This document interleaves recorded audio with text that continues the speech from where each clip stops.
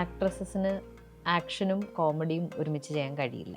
ദേഷ്യത്തിൻ്റെ ഒരു ഹയസ്റ്റ് പോയിന്റിലേക്ക് പോകാൻ ഭയങ്കര എളുപ്പമാണ് എനിക്ക്. നമ്മൾ മാത്രമേ ഉണ്ടാവുള്ളൂ പല സിറ്റുവേഷൻസിലും. നമ്മൾ എക്സ്പീരിയൻസ് ചെയ്യുന്ന ഹൈസും ലോസും നല്ല രീതിയിൽ കാണിച്ചൊരു ഷോ ആണ്. പണിയെടുക്കുന്ന സമയത്ത് ഞാൻ സീരിയസ് ആണ്, പക്ഷെ അല്ലാത്ത സമയത്ത് കുറച്ച് ഊളയാണ്. Hi Saran, welcome to the Rapid Fire with Q Studio. Hello, thank you. A character that you played but that is still in your heart. ഇത്തിരി നേരത്തിൽ അഞ്ജന. എൻ്റെ പേഴ്സണലി ഞാൻ ഏറ്റവും കൂടുതൽ വൾണറബിൾ ആയിട്ടുള്ള മൂമെന്റ്സും ഒരു ക്യാരക്ടറിന്റെ മൂമെന്റ്സും നമ്മൾ കുറെ സിമിലാരിറ്റി തോന്നിയത് ഈ ക്യാരക്ടറിലാണ്. A genre that you would love to explore. Heist comedy. Heist comedy എനിക്ക് ഭയങ്കര ഇഷ്ടമാണ്. പിന്നെ ഹൊററിന്റെ ഭയങ്കര ഫാനാണ് ആക്ച്വലി. അത് ഭയങ്കര ഏറ്റവും ഡിഫിക്കൽട്ട് ആയിട്ട് പുൾ ഓഫ് ചെയ്യാൻ പറ്റുന്ന ഒരു ജോണറാണ്. അതില് ഹൊറർ എന്ന് ആലോചിക്കുമ്പോൾ തന്നെ എല്ലാവരുടെയും മനസ്സിൽ വരുന്നത് ജംപ് സ്കെയർസ് മാത്രമാണ്. പക്ഷെ അതിൽ നിന്നും അതിനപ്പുറം പോയിട്ട് ഒരു ഇമോഷണൽ കണക്ട് ഉള്ള ഒരു സ്റ്റോറി ടെല്ലിംഗ് എന്താണ്, പിന്നെ ഷോക്കിംഗ് ആയിട്ടുള്ള കുറച്ച് മൂമെന്റ്സും വേണം. പക്ഷെ ഒരു സ്ട്രോങ് ഇമോഷണൽ ഹുക്ക് ഉള്ള ഹൊറർ മൂവീസ് വളരെ കുറവാണല്ലോ. അതാണ് ഏറ്റവും കൂടുതൽ നമ്മുടെ മനസ്സിലും നമ്മൾ ഓർത്തിരിക്കുന്നത്. One thing that people have misunderstood about you. ഞാൻ ഭയങ്കര സീരിയസ് ആണെന്ന്. പണിയെടുക്കുന്ന സമയത്ത് ഞാൻ സീരിയസ് ആണ്, പക്ഷെ അല്ലാത്ത സമയത്ത് കുറച്ച് ഊളയാണ്. അത് പലർക്കും അറിയില്ല. എന്റെ ക്യാരക്ടറിന്റെ ആ സൈഡ് പലരും കണ്ടിട്ടില്ല. One emotion that you perform the best. ദേഷ്യം. അതെന്താ?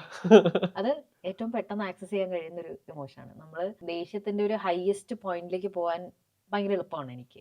പക്ഷെ സന്തോഷത്തിന്റെ ഏറ്റവും ഹയസ്റ്റ് പോയിന്റിലേക്ക് പോവാൻ പറയുകയാണെങ്കിൽ എനിക്ക് കുറച്ച് ബുദ്ധിമുട്ടാവും. അപ്പോ ദേഷ്യം.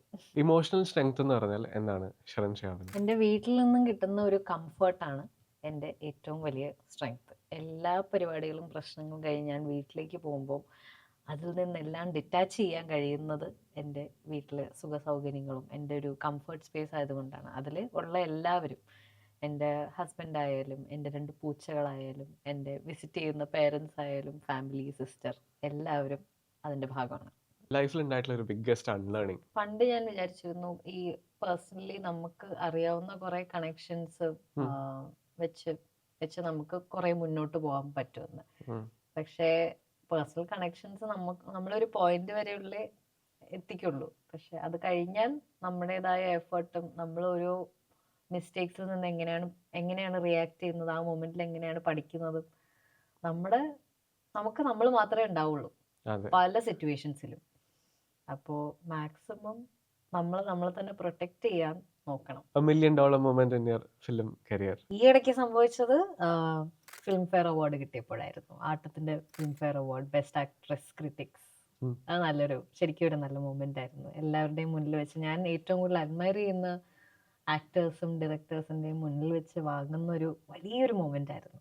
ശരിക്കും നല്ലൊരു ഹൈ കിട്ടിയ ഒരു മൂമെന്റ് ആയിരുന്നു. 3 Malayalam movies that you would suggest to a non-Malayali to define Malayalam cinema?